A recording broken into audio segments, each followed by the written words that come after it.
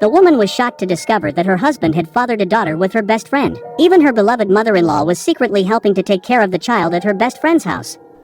어머니, 아가. 어머니 왜 거기 계세요? 아가. 왜? 어머니가 왜 거기 계세요? 왜? 아니 아가. In an instant, she felt as if she had been pierced by 1,000 arrows. Even breathing was excruciatingly painful.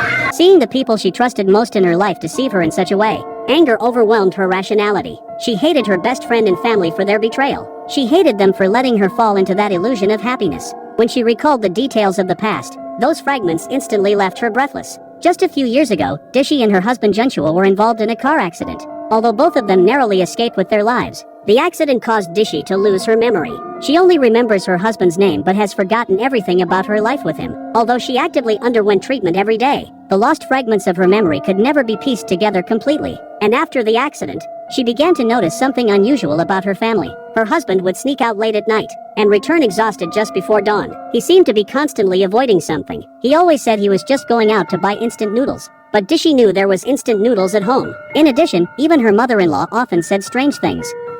근데 아범은 어디 갔어? 아범이요?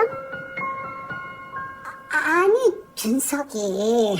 Seeing her mother-in-law's unmistakable panic, Dishi felt a vague sense of unease, but she didn't take it seriously. However, what puzzled her even more was her best friend. Whenever Dishi suggested visiting her best friend's house, she always made excuses to decline. Moreover, her best friend's gaze toward her husband seemed a bit strange, and her husband always seemed inexplicably tense in front of them. Although Dishi had some doubts, she still felt that it was because of her amnesia. That day, Dishi suggested to Junchuo that perhaps it was time for them to have a child of their own, but Junchuo politely refused her. For a period of time afterward, Dishi frequently brought up the topic with her husband, but each time she was refused by Junchuo for various reasons. Even when Dishi became emotionally upset over the matter, Junchuo did not get angry. He knew her body was still recovering, and emotional instability was understandable. He continued to take meticulous care of Dishi every day, until one day, Junchuo said he would be away on a business trip for a month. Dishi was puzzled upon hearing this. She couldn't understand why her husband needed to be away for an entire month. Although she was reluctant to let him go, she prioritized her husband's career.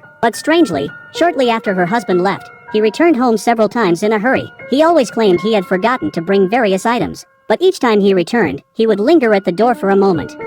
잘한다.